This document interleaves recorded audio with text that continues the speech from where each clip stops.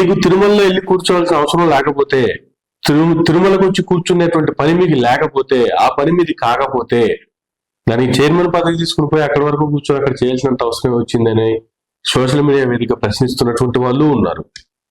So ఈ ప్రశ్నలన్నిటికీ సమాధానం అవి నడుస్తూ ఉన్నప్పుడు వాళ్ళు మార్ఫింగ్ చేశారు. ఇటువంటి రాజకీయాలకి నేను భయపడేవాడిని కాదు, ఎక్కడ దాకైనా నేను పోతాను, దీన్ని హై లెవెల్కి తీసుకెళ్తాను, ఎక్కడ తగ్గే ప్రసక్తే లేదు.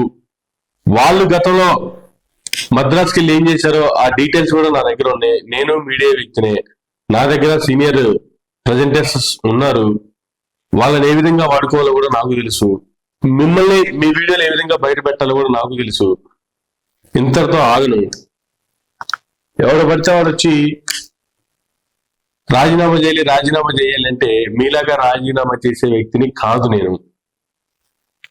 ఈ జాబ్ ఏమన్నా నీ అయ్యే జాగిరా, నాకేమన్నా నీ అయ్యే, నువ్వేమన్నా నన్ను జాబ్ లో పెట్టావా, నువ్వు చెప్తే నేను రాజీనామా చేయటానికి అనేటువంటి కామెంట్లు కూడా కరుణాకర్ రెడ్డి గారి మీద గట్టిగానే సంధించారు బిఆర్ నాయుడు గారు.